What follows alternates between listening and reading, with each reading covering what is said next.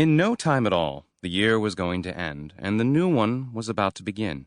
Human inventions for selling calendars. After all, we're the ones who've arbitrarily decided when the years, months, and even hours start. We shape the world in our own measure, and that soothes us.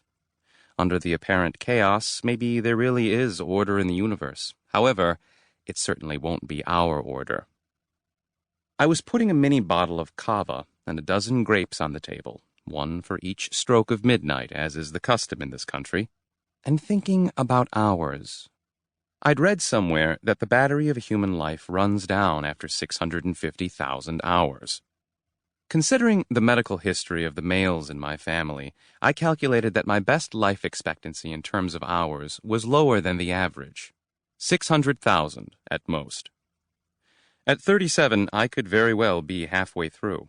The question was, how many thousands of hours had I wasted so far? Until just before midnight, on that 31st of December, my life hadn't exactly been an adventure. The only member of my family was one sister I rarely saw. My existence alternated between the Department of German Studies and Linguistics, where I am an assistant lecturer, and my dreary apartment. Outside my literature classes, I had very little contact with other people. In my spare time, when I wasn't preparing for classes and correcting exams, I did the typical things a boring bachelor does. Read and reread books, listen to classical music, watch the news, and so on. It was a routine in which the biggest thrill was the odd trip to the supermarket. Sometimes I gave myself a treat on weekends and went to the Verdi movie complex to see a foreign film.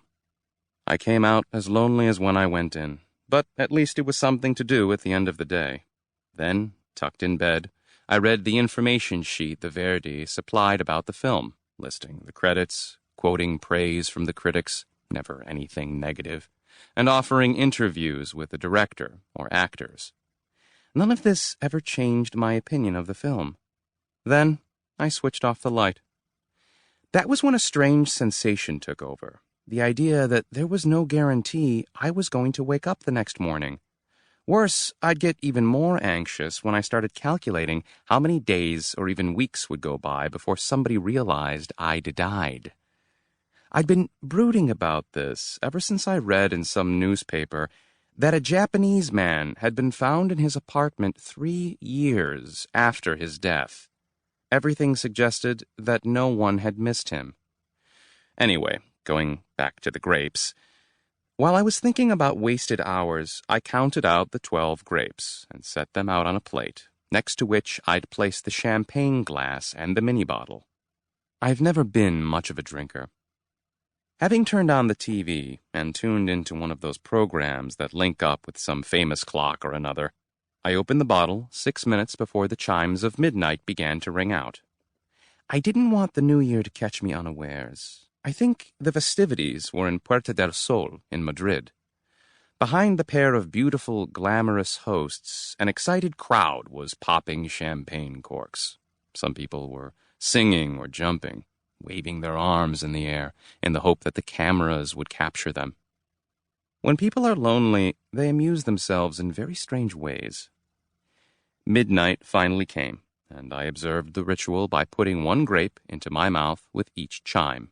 As I took a mouthful of cava and tried to wash down the grapes that were clogging up my throat, I couldn't help feeling ridiculous about having fallen into the trap of tradition.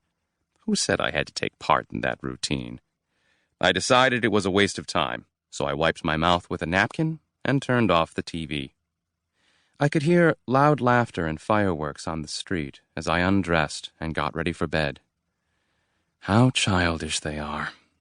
I switched off the light on yet another day. I had trouble getting to sleep that night. I usually sleep with earplugs and mask, so it wasn't because of the noise outside, which was considerable since I live between 2 squares in the bustling neighborhood of Gracia.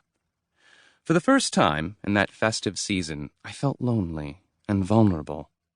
I wanted the whole Christmas farce to end, and the sooner the better. I had 5 quiet days ahead, so to speak. Then, on January 6th, the Epiphany and last day of the Christmas holidays, I was going to have lunch with my sister and her husband, who's been depressed ever since I've known him. They don't have children. It'll be a nightmare. Thank heavens everything will be back to normal on January 7th. Comforted by this, I could feel my eyelids closing. But would they open again? I'm already in the new year, but there's nothing new about it. That was my last thought.